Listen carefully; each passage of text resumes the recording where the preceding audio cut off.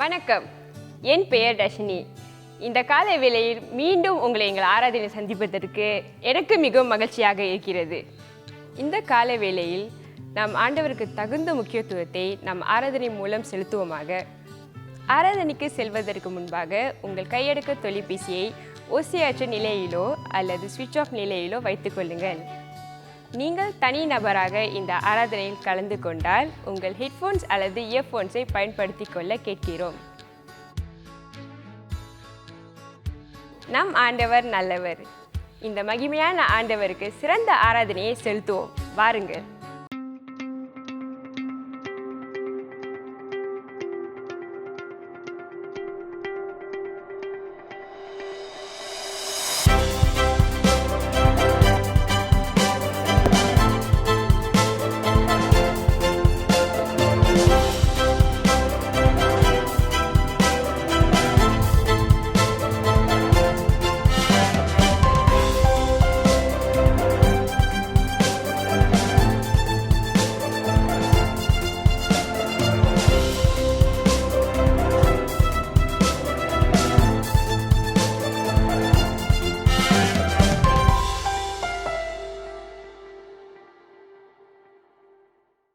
கிறிஸ்துவுக்கு அன்பானவர்களே, நாம் இந்த வேளையிலே ஜெபம் செய்வோமாக. Let us pray, my dear brothers and sisters. கண்மலை மீட்புறமாய் இருக்கின்ற கர்த்தாவே, இந்த நாளிலே உம்முடைய வார்த்தையை கேட்கவும் உமக்கு உகந்ததை கொடுக்கவும் நீர் மாத்திரம் எங்கள் மத்தியிலே மகிமை அடைம்படியாகவும் ஜெபம் செய்கிறோம். ஆண்டவரே, ஆரம்பத்திலிருந்து இறுதி வரை நீர் எங்களை வழிநடத்தும்படியாக இயேசு கிறிஸ்துவின் நாமத்திலே ஜெபிக்கிறோம். We pray that you would be honored. We are here, Lord, to hear your word, to respond to you and to render to you what is due to you. We pray from the beginning to the end that you would be honored and glorified in our midst. In Jesus' name we pray.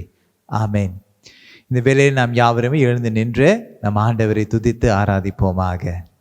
முதல் பாடலாக என்றுமே மாறாத ஆண்டவரை துதித்து பாடுவோம். இஸ்ரவேலின் ராஜாவே.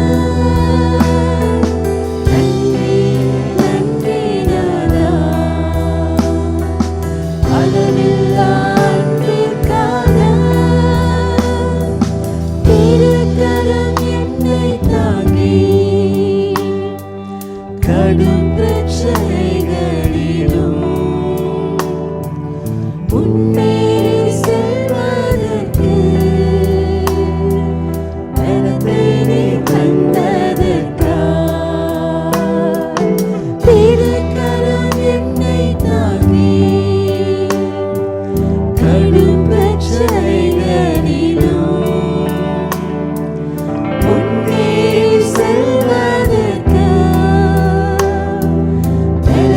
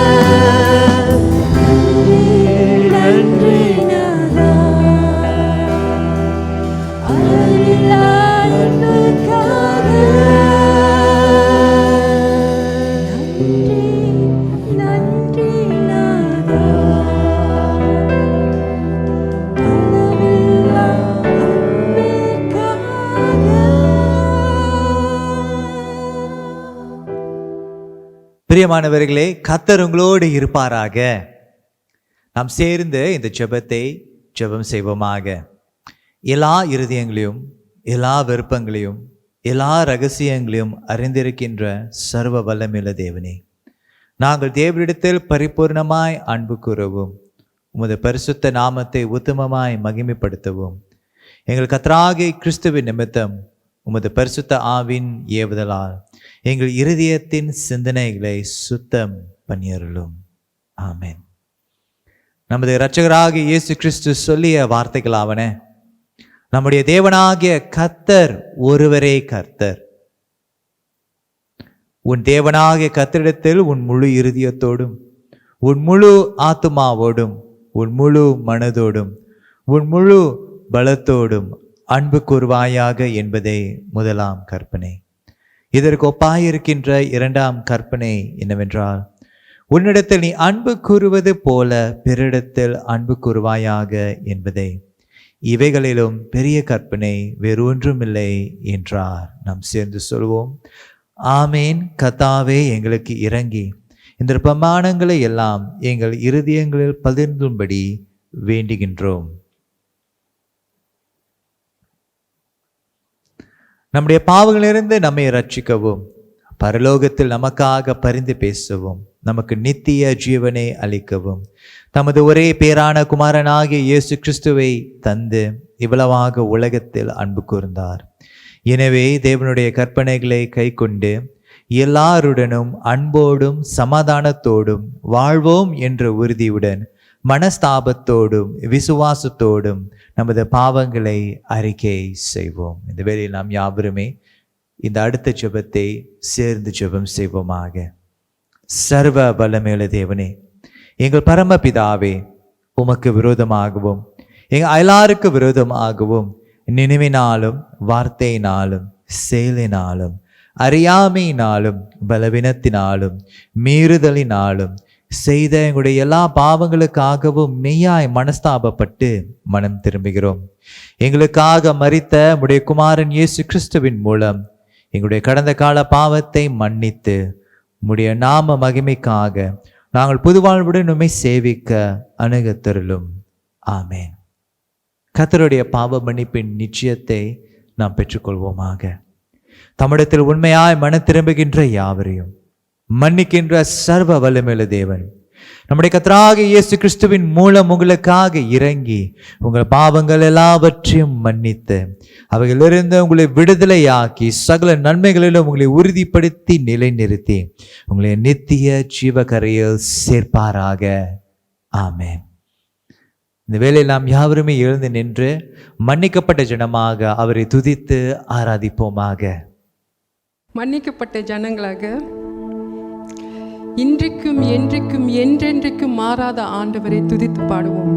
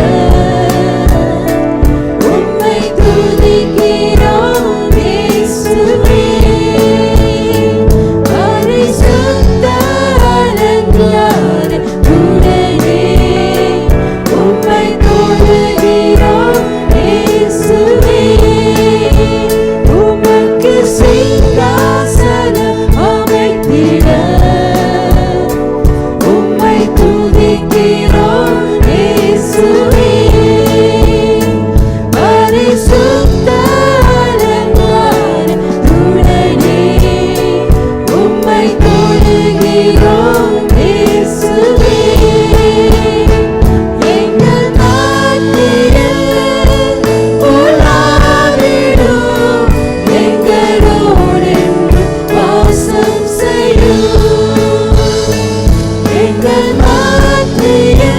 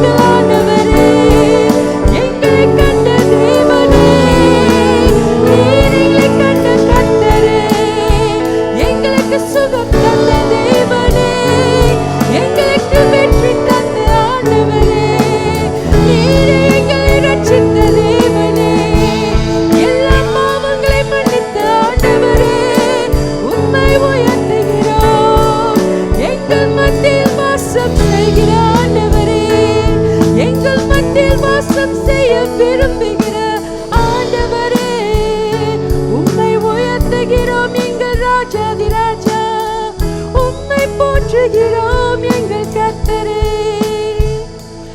எங்கள் மத்தியில் உலாவிடும், எங்களோடென்றும் வாசம் செய்யும். எங்கள் மத்தியில் உலாவிடும், எங்களோடென்றும் வாசம் செய்யும். எங்கள் மத்தியில் உலாவிடும், எங்களோடென்றும் வாசம் செய்யும். எங்கள் மத்தியில் உலாவிடும், எங்களோடென்றும் வாசம் செய்யும். எங்களோடென்றும் வாசம் செய்யும். எங்களோடென்றும் வாசம் செய்யும்.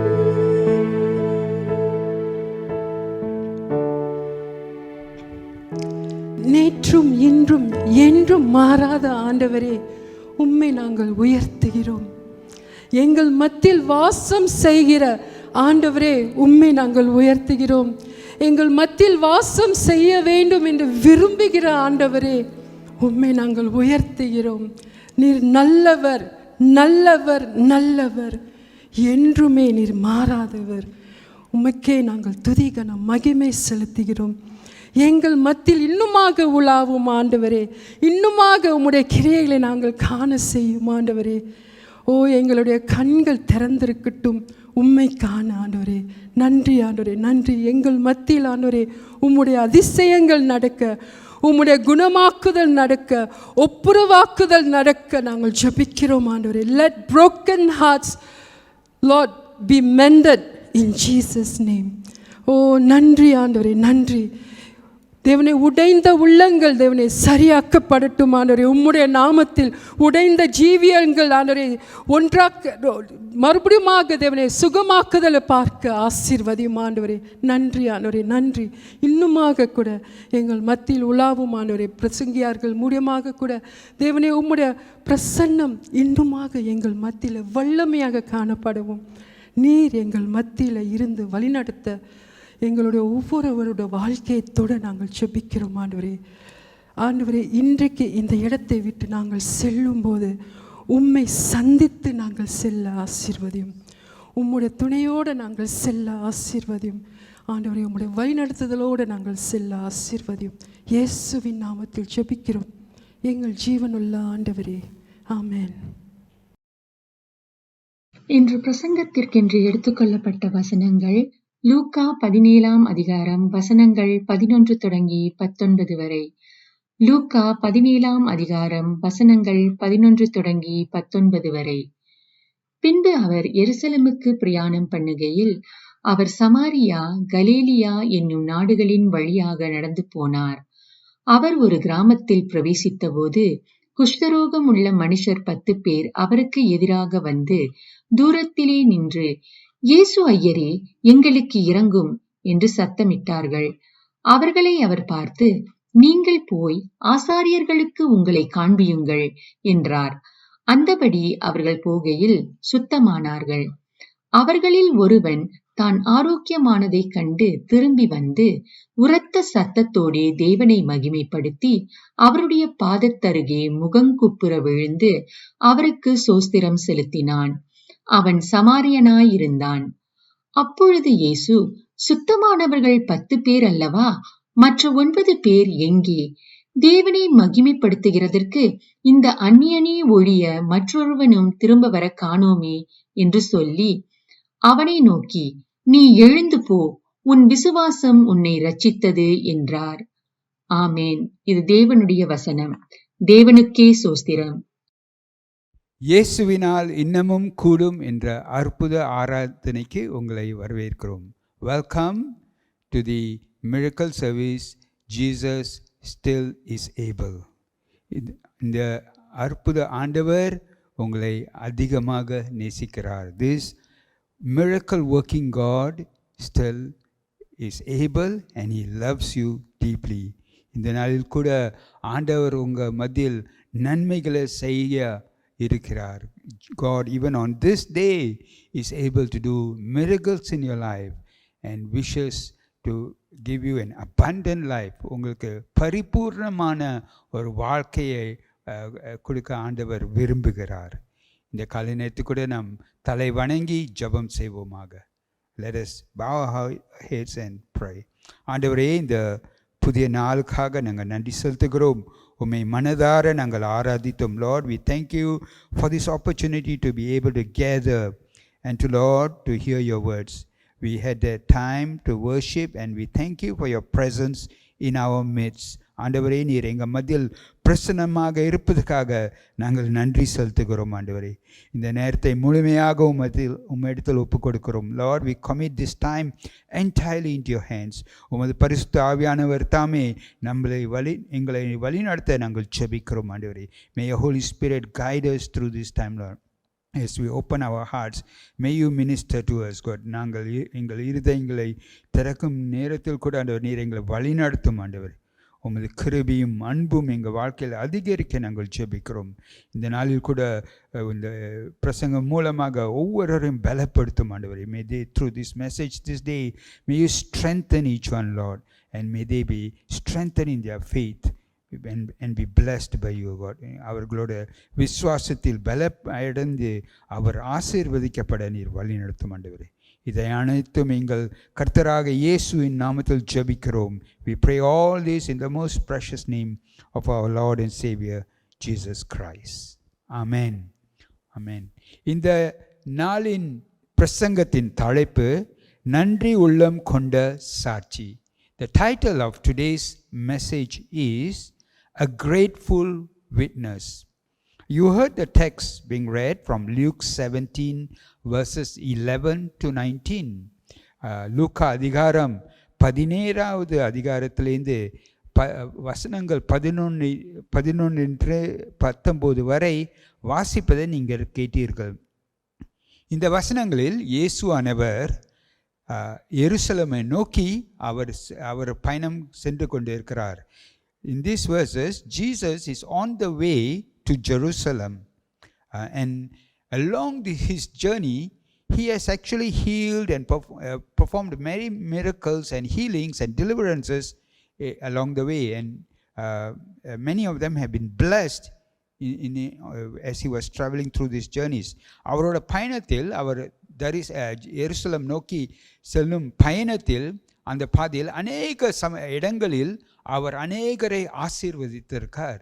அநேகர் குணமாக்குதல் பெற்றிருக்கார்கள், அநேகர் நன்மைகள் பெற்றிருக்கார்கள், விடுதலை பெற்றிருக்கார்கள். இந்த வசனங்களும் அதே போலாக ஒரு சம்பவத்தை எடுத்து காட்டுகிறது. And like that we see here one incident where Jesus cleanses 10 lepers. 10 குஷ்டரோகிகளை our குணமாக்குகிறார்.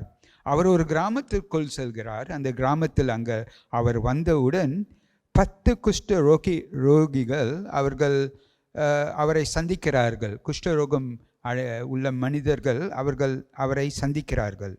And just as Jesus enters this village, he meets 10 lepers.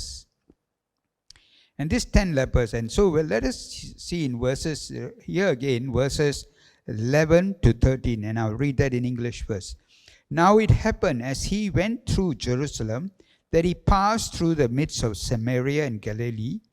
Then as he entered a certain village, there met him 10 men who were lepers, who stood far off. They lifted up their voices and said, Jesus, Master, have mercy on us. பின்பு அவர் எருசலேமுக்கு பிரயாணம் பண்ணுகையில் அவர் சமாரியா கலிலேயா என்னும் நாடுகளின் வழியாக நடந்து போனார். அவர் ஒரு கிராமத்தில் பிரவேசித்த போது குஷ்டரோகமுள்ள மனுஷர் 10 பேர் அவருக்கு எதிராக வந்து தூரத்திலே நின்று, இயேசு ஐயரே, எங்களுக்கு இரங்கும் என்று சத்தமிட்டார்கள். அவர்கள் தூரத்தில் இருந்து இயேசுவை நோக்கி இயேசு ஐயரே என்று சத்தமிட்டார்கள். They stood far off and looking at Jesus, they say, Jesus, Master. அவர்கள் இயேசு என்று அவர் பேரினால் கூப்பிட்டது, அவர்கள் அவரை அறிந்திருக்கார்கள். They called him Jesus because they've heard about him and they knew him. They've heard what he has done. And they called him Master because they accepted his authority. அவர்கள் ஐயரே என்று ஏன் கூப்பிட்டார்கள் என்றால் அவரோட அதிகாரத்தை அவர்கள் அறிந்து கொண்டார்கள். அவர்கள் இரக்கம் கேட்டார்கள். They asked for mercy. But they were standing far off. ஆனால் அவர்களோ தூரமாக நின்றார்கள். ஏனென்றால் அவர் யூதரோட சட்டம் பிரகாரம் குஷ்டரோகி உள்ள மனிதர்கள் தூரத்தில் இருக்க வேண்டும். அவர்கள் நெருங்கி கிட்ட வர முடியாது. ஏனென்றால் அந்த நோயானது ஒரு பரவக்கூடிய ஒரு நோயாக இருக்கிறது. They were standing far away from Jesus. The reason being is, according to Jewish law, they could not come near people. They had to stand far away because the disease was contagious and was considered unclean. அந்த நோயானது தீட்டு என்று எண்ணப்பட்டது. It was a serious skin disease which led to fingers and toes and nose and lips to rot and fall off. இந்த நோயினால் அவர்களோட விரல்கள், கால் விரல்கள், காது, மூக்கு, உதடுகள் இதெல்லாம் அழிவி உழக்கூடிய ஒரு நிலைமையாக இருக்கும். அவர்கள் சரீரத்திலேருந்து மாம்சம் அழுகிற ஒரு வாடை கூட வரும். And from their bodies came strong odor of decaying flesh. They had to live outside the city. அவர்கள் கிராமத்துக்கு வெளியே தங்க வேண்டியதாக இருந்தது. அவர்கள் மனிதர்கள் மத்தியில் வர முடியாமல் இருந்தது. They stayed outside the villages or the cities and they were not allowed to stay within the city or the villages. We find such situations even today in many countries. Colonies of lepers are seen in many countries. இந்த நாட்களில் கூட அநேக தேசங்களில் இப்பொழுது இப்படியாக உள்ள குஷ்டரோகம் பாதிக்கப்பட்ட மனிதர்கள் தங்குறது இந்த உலகத்தில் இந்த நாட்களில் நாம் காணக்கூடும். It was not just the physical pain that they went through. அவர்களுக்கு அந்த சரீர வேதனை மட்டும் அல்ல, ஆனால் உள்ளத்தின் சோதனைகள் கூட இருந்தது. They also had emotional pain because they could not stay with their family or they could not meet up with anyone. They were ostracized. அவர்கள் ஒதுக்கி வைக்கப்பட்டார்கள். அவர்களோட குடும்பத்தோடு அவர்கள் சந்திக்க முடியாமல், நண்பர்களோடு சந்திக்க முடியாமல், சமுதாயத்தில் பங்கு பெற முடியாமல் அவர்கள் ஒதுக்கப்பட்டார்கள். அவர்கள் கிழிந்த ஆடை அடைந்து அவர்கள் தீட்டு என்று எங்கே சென்றாலும் சொல்ல வேண்டியதாக இருந்தது. They had to wear torn clothes and they had to call out unclean wherever they went to warn others of their presence. அவர்கள் எங்கே போகிறார்களோ அவர்கள் வர்றதை அவர்கள் தீட்டு என்று சத்தமிட்டு தெரிவிக்க வேண்டியதாக இருந்தது. ஆகவே அவர்களுக்கு ரொம்ப வேதனையான இந்த சூழ்நிலை. குஷ்டரோகமோ பாவம் போலாக உள்ள சூழ்நிலை தான். Leprosy is very similar to sin. Leprosy is a separating disease. It separates us from God and the people. They were considered unclean and therefore they could not go to the temple. They could not go anywhere where other people were.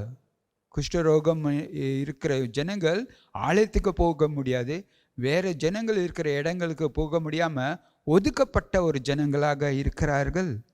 பாவமும் அதே செய்யும். Sin does the same.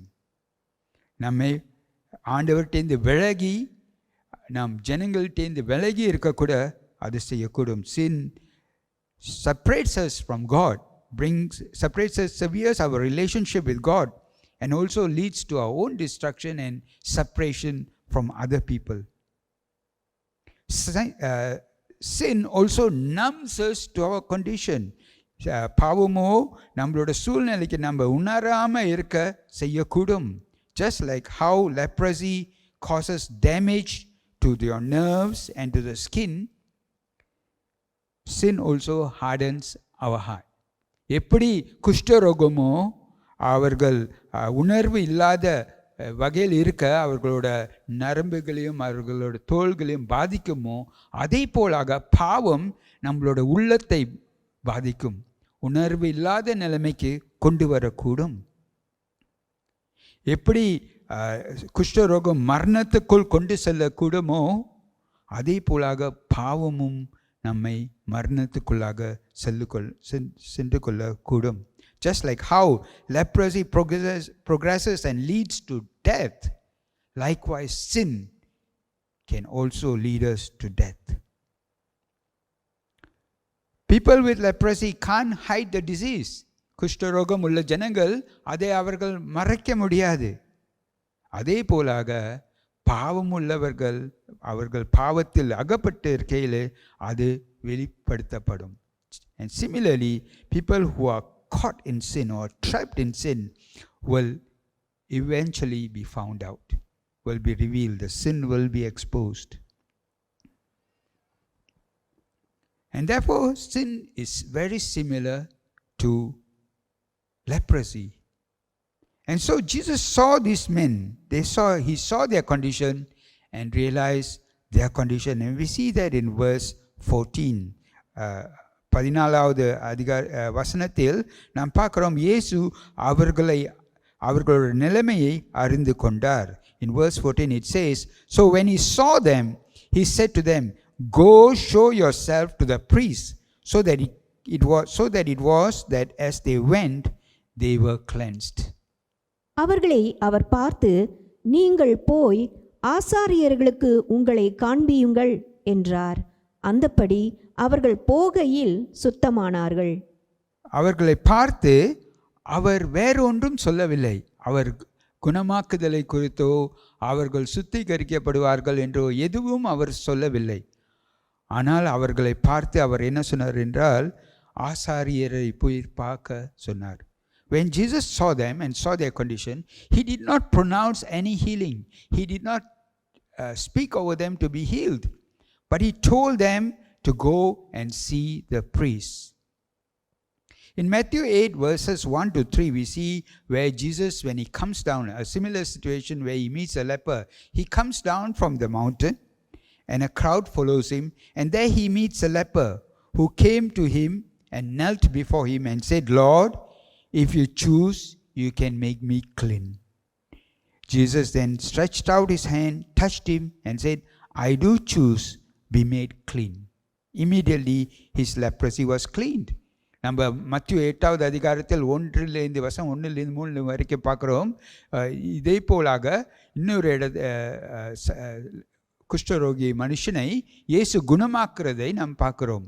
அங்கே இயேசு மலையிலிருந்து இறங்கி வரும்போது அங்கே ஒரு குஷ்டரோகி அவரை சந்திக்கிறார். சந்தித்து அவர் சொல்கிறார், ஆண்டவரே, உமக்கு சுத்தமானால் என்னை சுத்தமாக்கும் என்று சொல்றார். இயேசு அவரை நோக்கி அந்த குஷ்டரோக மனுஷனை தொட்டு அவர் சொல்கிறார், எனக்கு சுத்தம் உண்டு, நீ சுத்தமாக. உடனே அந்த குஷ்டரோகி சுத்தமாகிறான். ஆனாலும் இந்த வசனங்களில் நம்ம பார்க்கலே, இந்த லூக்கா 17வது அதிகாரத்தை நம்ம பார்க்கலே, இயேசு அப்படியே எதுவுமே செய்யவில்லை. But we see in Luke 17, Jesus did not do anything that we see that he did in Matthew 8. He did not touch the man and pronounce healing, or he did not tell them that they were healed, but he told them, go and see the priest. அவர் குணமாக்க கூடிய இந்த காரியம் சொல்லாமல் அவர்களை அந்த ஆசாரியரை போய் பார்க்க சொன்னார். யூதரின் கலாச்சாரம் படி, according to Jewish custom, a person can only see a priest when he is healed, when he is cleansed. ஒரு யூதர் கலாச்சாரம் படி ஒரு நோயினால் பாதிக்கப்பட்ட மனிதன் அவன் குணமாக்குதல் பெற்ற பிற்பாடு தான், சுத்திகரிக்கப்பட்ட பிற்பாடு தான் ஒரு ஆசாரியை போய் பார்க்கக்கூடும். அதுக்கு முன்பாக அவன் ஆலயத்துக்குள் போக முடியாது. He could not go into the temple before that. But here they were not healed yet. ஆனால் இங்கேயோ அவர்கள் இன்னும் அந்த சுத்திகரிப்பு பெற்றுக்கொள்ளவில்லை. இருப்பினும் இயேசு சொல்கிறார், போய் அந்த ஆசாரியை பாருங்கள் என்று. And even though they were not healed and they were not cleansed yet, Jesus was telling them, go and see the priest. And this must have caused a lot of stress for them. அவர்களுக்கு இது ஒரு போராட்டமான ஒரு நிலைமையாக இருந்திருக்கும். அவர்கள் சொந்த நிலைமையை பார்க்கையிலே அவர்கள் இன்னும் சுத்திகரிப்பு பெற்றுக்கொள்ளவில்லை. They would have been so stressful and so difficult for them to make a decision whether to go or to stay. போவதா இல்லை இருப்பதா என்று முடிவெடுக்க அவங்களுக்கு ரொம்ப கஷ்டமாக இருந்திருக்கும். ஏனென்றால் அவர்கள் கண்களால் அவர்களோட குணமாக்குதலை அவர்கள் பார்க்க முடியவில்லை, உணர முடியவில்லை. They could not feel or they could not see their healing. And sometimes we go through such situations. We call out to God and we pray and nothing has happened, but God may have just told us to do something, and in our own understanding we feel we are not ready to do that. சில நேரங்களில் சில சூழ்நிலைகளில் நம் ஜெபம் பண்ணையில் ஆண்டவர் நமக்கு சில காரியங்களை செய்ய சொல்லையில் நாம் அந்த சூழ்நிலை காண முடியாததினால், பார்க்க முடியாததினால் நாம் செய்ய தயங்குவோம். நான் சரியாக ஆண்டவருடைய சத்தத்தை கேட்டனா என்று கேள்விகள் எழும்பும். Have I heard God correctly? Or should I seek clarification? நான் மற்றவர்களோட ஆலோசனை நாடவா, இல்லை நான் காத்திருந்து பாப்பா, பொறுமையுடன் காத்திருப்பா? Should I seek clarification from or advice from others, or should I just wait and see before I do what God asked me to do? But these men were not like that. ஆனால் இந்த மனிதர்களோ அப்படியாக இல்லை. இயேசு சொன்னவுடன் அவர்கள் புறப்பட்டார்கள். As soon as Jesus told them, they started out to go towards the temple to meet the priest.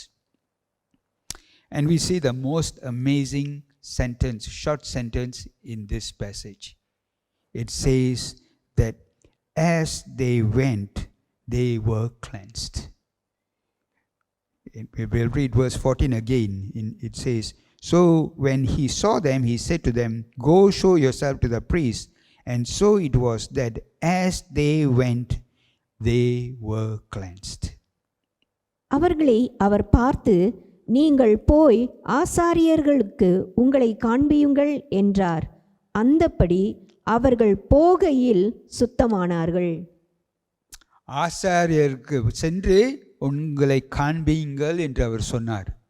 அவர்கள் போகும் வழியில் அவர்கள் சுத்திகரிக்கப்பட்டார்கள். What a beautiful thing! ஒரு அற்புதமான காரியம் ஆண்டவர் செய்கிறார். அவர்கள் போகும் வகையில், as they obeyed, அவர்கள் அந்த ஆண்டவரோட இயேசுவோட கட்டளைக்கு கீழ்ப்படியும் போது, அவர் சொன்னது செய்யும் போது அவர்கள் சுத்திகரிக்கப்பட்டார்கள். As they obeyed and as they went, as they carried out what Jesus told them to do, they were healed. Luke 11:28 says, blessed are those who hear the word of God and keep it. அதற்கு அவர், அப்படியானாலும் தேவனுடைய வார்த்தையை கேட்டு அதை காத்து கொள்ளுகிறவர்களே அதிக பாக்கியவான்கள் என்றார். ஆண்டவரோட வார்த்தையை கேட்டு அது பிரகாரம் கீழ்ப்படுகிறவர்கள் பாக்கியவான்கள். Those who hear the word of God and obey it are blessed. Obedience strengthens your faith. கீழ்ப்படிதல் உங்களோட விசுவாசத்தை பலப்படுத்தும். Obedience to God and His Word is an expression of our love to God. கீழ்ப்படிதலும் ஆண்டவருக்கு கீழ்ப்படுகிறதும் ஆண்டவரோட வார்த்தைக்கு கீழ்ப்படுகிறதும் நம்ம ஆண்டவர் மேல் நம்ம வைத்திருக்கிற அன்புக்கு ஒரு அடையாளமாக இருக்கிறது. Bible says in Philippians 2:8 that, and being found in human form, he humbled himself by becoming obedient to the point of death, even death on a cross. அவர் மனுஷ ரூபமாய் காணப்பட்டு மரண பரியந்தம், அதாவது சிலுவையின் மரண பரியந்தமும் கீழ்ப்படிந்தவராகி தம்மை தாமே தாழ்த்தினார். தம்மை தாமே தாழ்த்தினார். He humbled himself, even death on a cross. Because of his obedience, we have hope. அவரோட கீழ்ப்படிதலினால் நமக்கு நம்பிக்கை இருக்கிறது உண்டானது. Because the 10 men obeyed, the healing took place. அந்த 10 மனிதர்கள் அவர்கள் கீழ்ப்படிந்ததினால் அவர்கள் குணமாக்குதலை பெற்றுக்கொண்டார்கள். அவர்கள் அந்த சந்தேகத்தில் அங்கே நின்று அவர்களுக்குள்ளாரே ஒரு வாக்குவாதம் வந்திருந்தால் அவர்கள் வாழ்க்கையில் அந்த குணமாக்குதல் நிறைவேறியிருக்காது. If they were confused and they were doubted and they did not move on the command that Jesus had told them, then they would not have been healed. But because they obeyed, they were cleansed. 1 John 5:3 says that for this is the love of God, that we keep His commandments, and His commandments are not burdensome.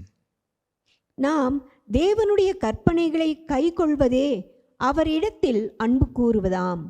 அவருடைய கற்பனைகள் பாரமானவைகளும் அல்ல. And so we are called to obey God, be obedient to God. ஆண்டவருக்கு கீழ்ப்படிய நம்ம அழைக்கப்பட்டிருக்கிறோம். And that's what the 10 lepers did. They obeyed and were healed. அந்த 10 குஷ்டரோகி மனிதர்கள் அவர்கள் கீழ்ப்படிந்தார்கள், குணமாக்குதல் அடைந்தார்கள். Just imagine how they would have felt as they were going and they see each other completely healed, cleansed. அவர்களோட மனநிலைமை எப்படி இருந்திருக்கும்? அவர்கள் போகும் வழியில் கூட அவர்கள் ஒருவரை பார்க்கையில் அங்கே குணமாக்குதலை பார்த்து இருப்பார்கள். அவர்கள் சந்தோஷம் அடைந்திருப்பார்கள். அவர்கள் இன்னும் வேகமாக அந்த ஆசாரியரை சந்திக்க அவர்கள் போயிருப்பார்கள். And they would have gone even faster to meet with the priest. But one of them, ஆனால் ஒருவரோ saw the healing and decided to turn back. ஆனால் ஒருவரோ அந்த 10 உள்ள மனிதர்களில் ஒருவரோ அவரோட சுத்திகரிப்பை பார்த்தவுடன், மற்றவர்களுடைய சுத்திகரிப்பையும் பார்த்தவுடன் அவர் திரும்பி மீண்டுமாக இயேசுவின் இடத்தில் சென்றார். We see that in verse 15 and 16. 15வது வசனத்திலும் 16வது வசனத்திலும் இப்படியாக காண்கிறோம். And one of them, when he saw that he was healed, returned and with a loud voice glorified God and fell down on his face at his feet, giving him thanks, and he was a Samaritan. அவர்களில் ஒருவன் தான் ஆரோக்கியமானதைக் கண்டு திரும்பி வந்து உரத்த சத்தத்தோடே தேவனை மகிமைப்படுத்தி அவருடைய பாதத்தருகே முகங்குப்புற விழுந்து அவருக்கு ஸ்தோத்திரம் செலுத்தினான். அவன் சமாரியனாய் இருந்தான். அந்த ஒருவர் சமாரியனாக இருந்தான். யூதர்களுக்கும் சமாரியருக்கும் அவர்கள் ஒருவர் ஏற்றுக்கொள்ள மாட்டார்கள்.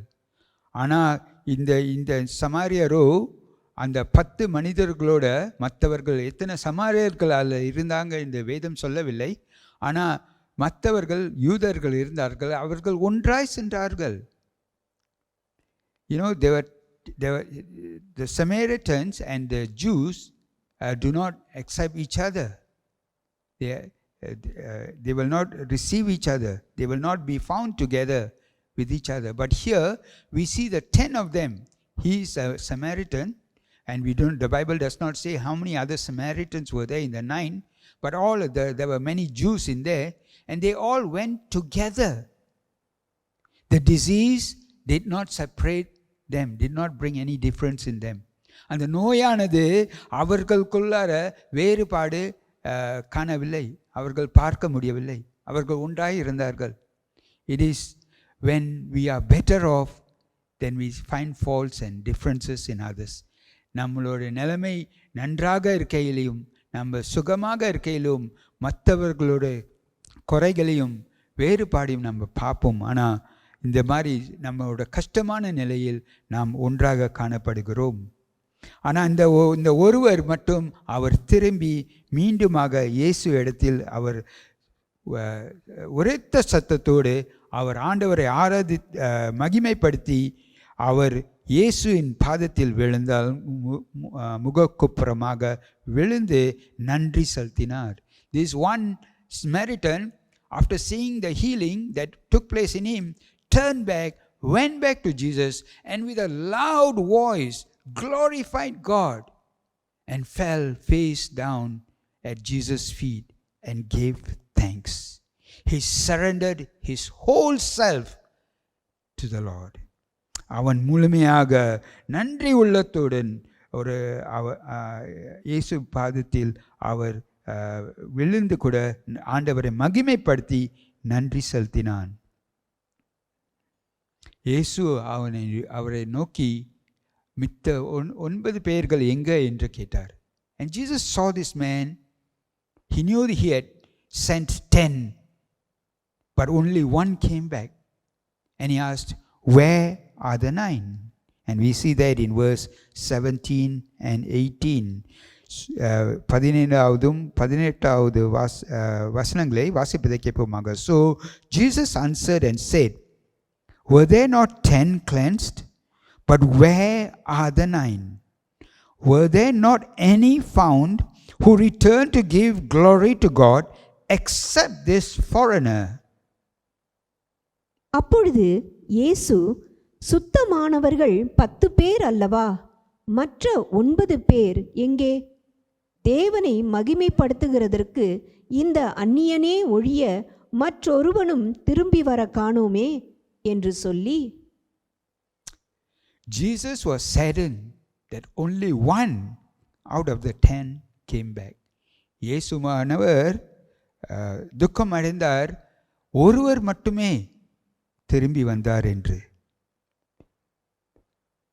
You know, sometimes even in our own situations,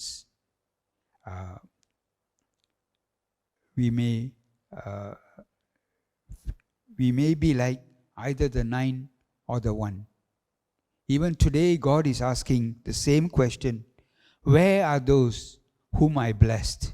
இந்த நாளில் கூட ஆண்டவர் கேள்வி கேட்கிறார், நான் ஆசீர்வதித்த ஜனங்கள் எங்கே? அவர்கள் ஜெபம் பண்ணி அவர்களோட கூக்குரலை கேட்டு நான் பதிலளித்தேன், ஆனால் அவர்கள் எங்கே? You know, God has blessed many people when they cry out and God responds. There are many who return like the one man, but there are also many who go away to lead their own lives like the 9.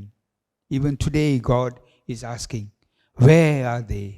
அவர்கள் எங்கே என்று இந்த நாளில் கூட ஆண்டவர் கேட்கிறார்.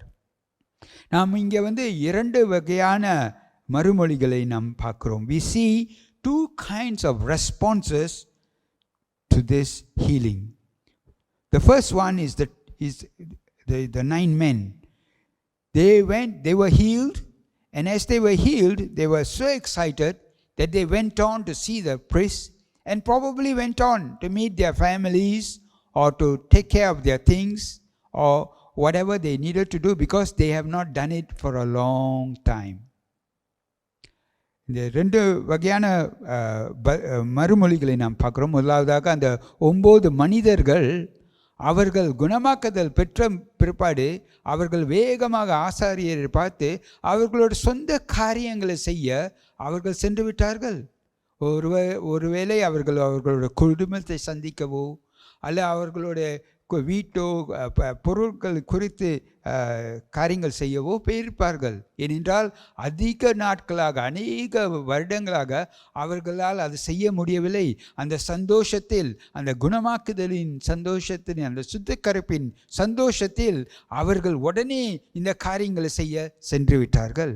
They went away because they may have been happy and rejoicing in what they have been blessed with. They have been cleansed, and they would have wanted to tell many people. They would have wanted to go and do many things, and they went ahead. They focused on the blessing and not on the one who blessed them. அவர்கள் ஆசீர்வாதம் மேல் அவர்களோட நோக்கத்தை வைத்திருந்தார்கள், ஆசீர்வதித்தவரை மறந்து விட்டார்கள். But சமாரியர் மனிதனோ அவன் என்ன செய்தான்? அவன் மீண்டுமாக திரும்பி ஆண்டவரிடத்தில் வந்து அவன் நன்றி செலுத்தினான். But the one man, the Samaritan, turned back, realizing that he was blessed by the Lord. And he turned back and went to give thanks, grateful for what was given to him. அவனுக்கு கொடுக்கப்பட்ட அந்த ஆசீர்வாதத்தினால் அவன் நன்றி உள்ளத்துடன், அவன் நன்றி உள்ளவனாக அவன் திரும்பி அவன் இயேசு இடத்தில் வந்து ஆண்டவருக்கு நன்றி செலுத்தினான். அவன் அது செய்ததினால் அவனுக்கு பரிபூர்ண குணமாக்குதல் கொடுக்கப்பட்டது. And because he did that, he was blessed, he was saved. And we see that in verse 19, 19 வசனத்தில் நாம் பார்க்கிறோம். And he said to him, arise, go your way, your faith has made you well. அவனை நோக்கி, நீ எழுந்து போ, உன் விசுவாசம் உன்னை ரட்சித்தது என்றார். அந்த 9 நபர்கள் அவர்கள் அவர்கள் சுத்திகரிக்கப்பட்டார்கள். They were the 9 lepers who went, they were cleansed externally. வெளி தோற்றமாக அவர்கள் சுத்திகரிக்கப்பட்டார்கள். ஆனால் இந்த மனிதனோ, இந்த ஒரே மனிதன், அவன் நன்றி செலுத்தினால் அவன் ரட்சிக்கப்பட்டான். But because this one man returned and gave thanks from his heart to God, he was saved.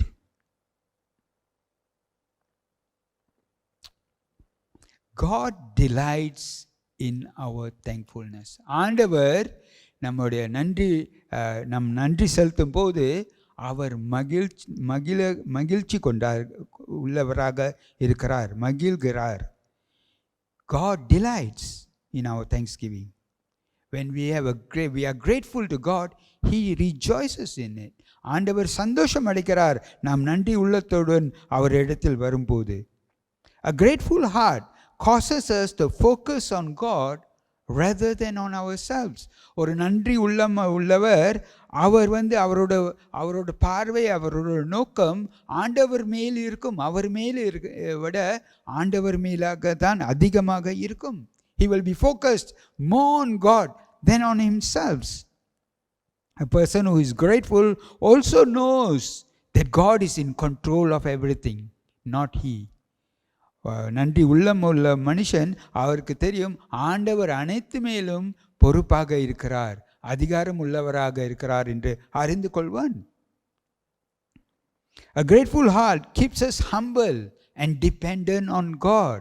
ஒரு நன்றி உள்ள மனிதன் அவன் தாழ்மையுடன் ஆண்டவர் மேல் சார்ந்து இருப்பான். And a grateful heart knows that God is the giver of all good things. ஒரு நன்றி உள்ள மனிதன் அறிந்து கொள்வான் ஆண்டவர்கிட்டேந்து தான் எல்லா நன்மைகளும் வருகிறது என்று. நாம் நன்றி உள்ளவராக இருந்தாலும் இல்லவிட்டாலும் ஆண்டவரோட அன்பு நம்ம மேல் குறையாது.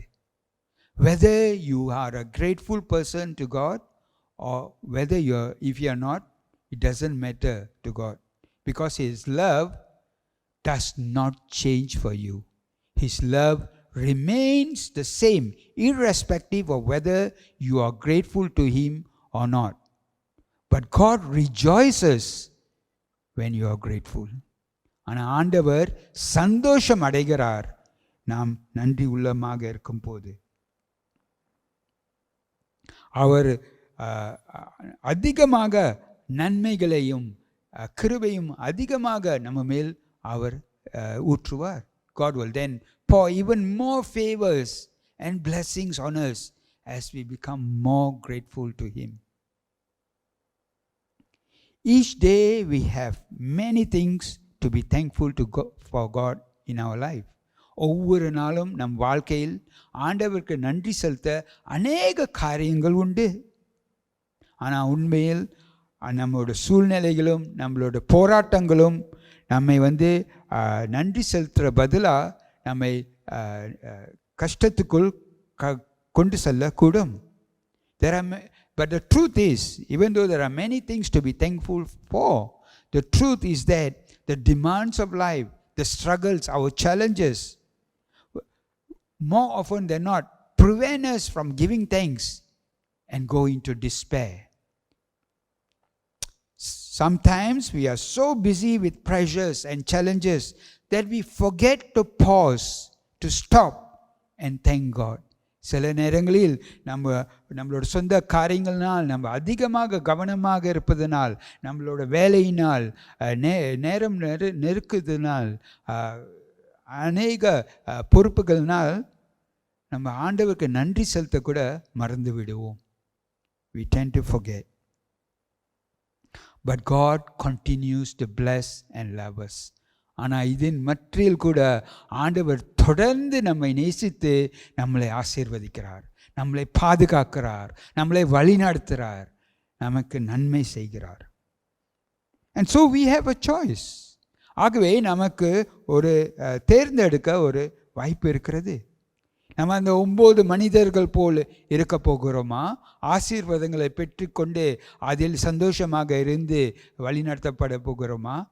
இல்லை அந்த ஒரு மனிதன் போலாக எல்லா காரியத்திலையும் ஆண்டவருக்கு நன்றி செலுத்த இருக்கிறோமா? Are we going to be like the 9 men, satisfied with the blessings that God gives us, the protection that God gives us, the love that God gives us, and we continue to live an ordinary life? Or are we going to be like the one man who returned with a grateful heart, was a witness to God of God's goodness, and lived an extraordinary life? 1 Thessalonian 5வது அதிகாரம் 16 வரை இப்படியாக சொல்கிறது. In 1 Thessalonians 5:16-18 it says, "Rejoice always, pray without ceasing, give thanks in all circumstances, for this is the will of God in Christ Jesus for you." எப்பொழுதும் சந்தோஷமாயிருங்கள், இடைவிடாமல் ஜெபம் பண்ணுங்கள், எல்லாவற்றிலேயும் ஸ்தோத்திரம் செய்யுங்கள். அப்படி செய்வதே கிறிஸ்து இயேசுவுக்குள் உங்களை குறித்து தேவனுடைய சித்தமாய் இருக்கிறது. எல்லாவற்றிலும் ஸ்தோத்திரம் செய்யுங்கள். Give thanks in all circumstances. எல்லாவற்றைக்கும் ஸ்தோத்திரம் செலுத்துங்கள் இல்லை, எல்லாவற்றிலும். It does not say give thanks for all circumstances. It says give thanks in all circumstances.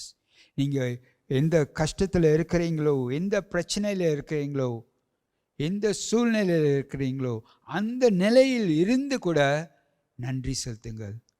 Whatever situation you are in, whatever difficulty you are in, whatever challenges you are in, whatever problem you are in that circumstance, give thanks to the Lord. Give thanks to God.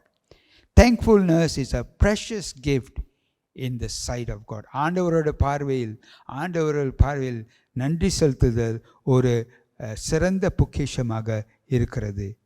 அது நம் அனைவரும் செய்யக்கூடும். And it is something that every one of us can do. And so today, whatever your situation, whatever your difficulty and whatever the problem you may be facing, call out to Jesus. இந்த நாளில் கூட உங்களுக்கு எந்த சூழ்நிலையாக இருந்தாலும், எந்த பிரச்சனையாக இருந்தாலும், எந்த நிலைமைகளாக இருந்தாலும், எந்த கஷ்டமாக இருந்தாலும், நீங்கள் இந்த நாளில் கூட இயேசுவை நோக்கி அவரை கூப்பிடுங்கள். அவர் உங்களுக்கு பதில் அளிப்பார்.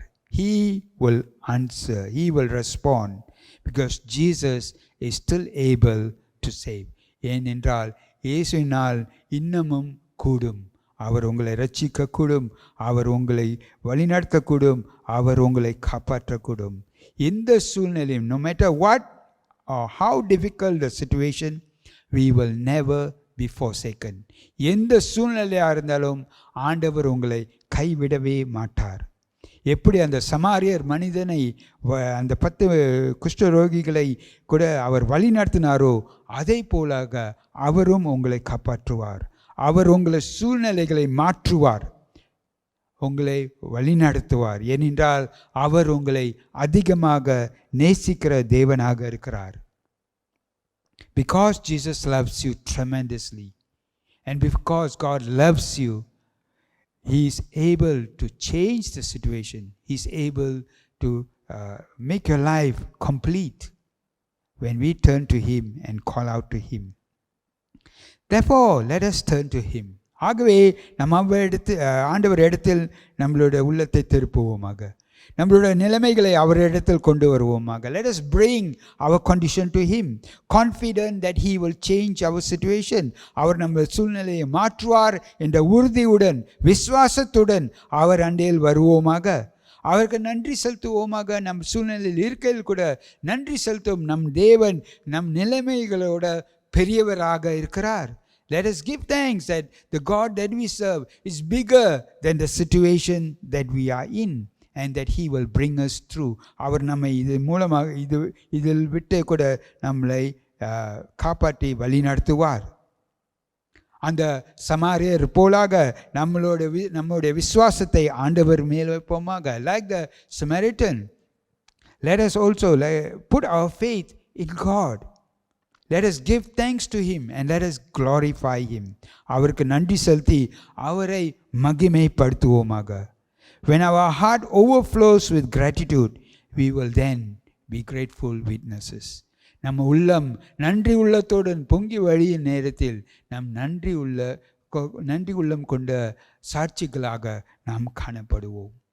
இந்த நேரத்தில் கூட நாம் தலை வணங்கி இந்த நல்ல தேவன் இடத்தில் நாம் ஜெபம் செய்வோமாக. Let us pray. ஆண்டவரே, உமது கிருபைக்காக நாங்கள் நன்றி செலுத்துகிறோம்.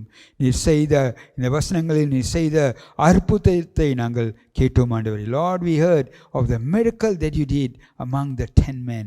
And Lord, you are still a miracle working God. ஆண்டவரே, நீர் இன்னமும் அற்புதம் செய்கிற தேவனாக இருக்கிறீர். ஆண்டவரே, நாங்கள் உம்மை நோக்கி கூப்பிடுற நேரத்தில் நீர் பதில் அளிக்கிற தேவனாக இருக்கிறீர். Lord, when we call out to you, you are one who answers us, oh God. And we thank you, Father, as you know our situation. ஆண்டவரே, நீர் எங்களோட ஒவ்வொரு சூழ்நிலைகளையும் அறிந்த தேவனாக இருக்கிறீர். எங்களோட கஷ்டங்களையும் பிரச்சனைகளையும் அறிந்த தேவனாக இருக்கிறீர்.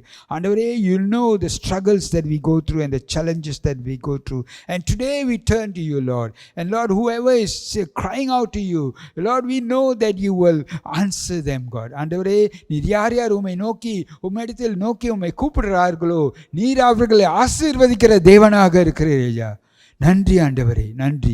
இவர்களை சந்தியும் ஆண்டவரே, அவர்களோட சூழ்நிலையில் நீர் சந்தியும் ஆண்டவரே. Lord, may you meet them in their circumstances because you are bigger than their circumstance, Lord. அவர்களோட சூழ்நிலைகளை விட நீர் பெரிய தேவனாக இருக்கிறீர் ஆண்டவரே. அவர்களை ஆசீர்வதியும் வழி நடத்தும் ஆண்டவரே.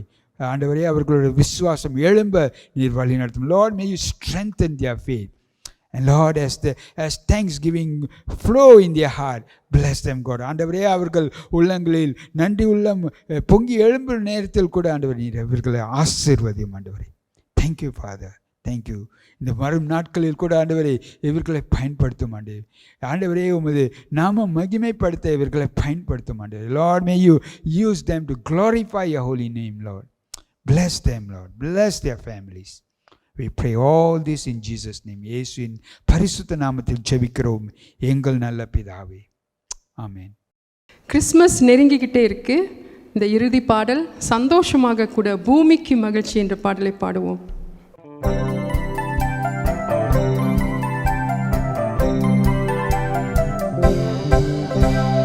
பூமிக்கு மகிழ்ச்சி கர்த்தர் வந்தார், பூமி தன் ராஜாவை பெற, ஒவ்வொரு உள்ளமும் அபிஷேகமாக வணங்குயும் பாட, வணங்குயும் பாட, வணங்கும் உயிர் பாட.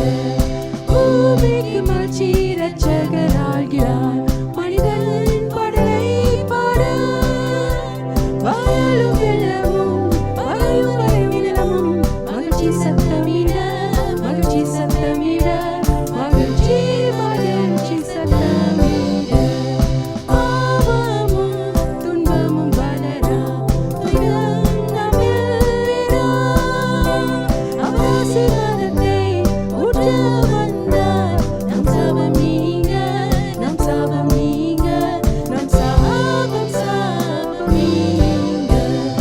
அவர் உண்மையோடும் கிருபையோடும் ஆகிறார், தேசங்களை நிர்மிக்க செய்கிறார். அவர் நீதியின் மகிமை, அவர் அற்புத அன்புக்கும், அவர் அற்புத அன்புக்கும், அவர் அற்புத அற்புத அன்புக்கும், அவர் அற்புத அற்புத அன்புக்கும், அவர் அற்புத அன்புக்கும். பாருங்க அன்பானவர்களே, நம் கர்த்தருடைய ஆசீர்வாதத்தை சபையாக பெற்றுக்கொள்வோமாக. Come my dear brothers and sisters, let's receive the blessing of God. நம் கண்களை மூடி, ஒருவேளை நீங்கள் வீட்டிலே உங்களுடைய குடும்பத்தினரோடு இதை பார்த்து கொண்டே இருப்பீர்களானால் உங்களுடைய குடும்பத்தினருடைய கரத்தை பிடித்துக்கொண்டு கர்த்தருடைய ஆசீர்வாதத்தை பெற்றுக்கொள்வோமாக. Perhaps you are listening to the sermon, to this service, you're tuning in to this service with your family. I want to encourage you to hold hands and receive the blessing of God. Come, let us receive the blessing. எல்லா புத்திக்கும் மேலான தேவ சமாதானம் உங்களோடு இருந்து நீங்கள் தேவனையும் அவருடைய குமாரனாகிய நம்முடைய நாதர் இயேசு கிறிஸ்துவை பற்றிய அறிவிலும் அன்பிலும் நிலைத்திருக்கும்படி உங்கள் இருதயத்தையும் சிந்தையும் காக்க கடவது பிதா குமாரன் பரிசுத்த ஆவியுமாகிய சர்வ வல்லமை பொருந்திய தேவனுடைய ஆசீர்வாதம் உங்களுக்குள்ளே இருந்து எப்பொழுதும் உங்களோடு நிலைத்திருக்க கடவது. ஆமென். சமாதானத்தோடும் அன்போடும் போய் தேவனை சேவியுங்கள் கிறிஸ்துவின் நாமத்திலே. ஆமென். கர்த்தர் உங்களை ஆசீர்வதிப்பாராக. அடுத்த வாரம் உங்களை சந்திப்போம். God bless you. See you next week. நம் ஆண்டவரை ஆராதித்து அவருடைய வார்த்தையை கேட்டோம். நம் ஆண்டவருக்கு கொடுப்பதும் ஒரு வகையான ஆராதிப்பு தான். நம்முடைய காணிக்கையை செலுத்த ஆயத்தமாகவும் வாருங்கள். நீங்கள் உங்கள் காணிக்கைகளையும் தசம பாகங்களையும் கொடுக்க 3 வழிகள் உள்ளன. முதலாவதாக, நீங்கள் இணையத்தின் வழியாகவோ அல்லது ஏடிஎம் வழியாகவோ பேங்க் டிரான்ஸ்ஃபர் செய்யலாம். நீங்கள் டிரான்ஸ்ஃபர் செய்ய My Saviour's Church DBS account number 00601461112, அதாவது நீங்கள் டிரான்ஸ்ஃபர் செய்ய வேண்டிய எண் 00001461112. இரண்டாவது வழி, பே நவ் என்ற சேவை மூலம் கட்டணத்தை செலுத்தலாம். இணையம் அல்லது மொபைல் வங்கி மூலம் பே நவ் என்ற பகுதியை தேர்ந்தெடுத்து என் இரட்சகர் ஆலயத்திற்குரிய சிறப்பு எண்ணை தட்டச்சு செய்யவும். சிறப்பு எண் T08CC4073G. மூன்றாவதாக, காசோலை அதாவது செக் வழியாக நீங்கள் பணத்தை செலுத்தலாம். மேல் விவரங்களுக்கு சபை அலுவலகத்தை தொடர்பு கொள்ளுங்கள். தொடர்பு கொள்ள வேண்டிய எண் 64742823. இந்த ஆராதனை உங்களுக்கு ஆசீர்வாதமாக இருந்திருக்கும் என்று நாங்கள் நம்புகிறோம். மீண்டும் உங்களை அடுத்த வாரம் சந்திக்கிறோம். பாய்.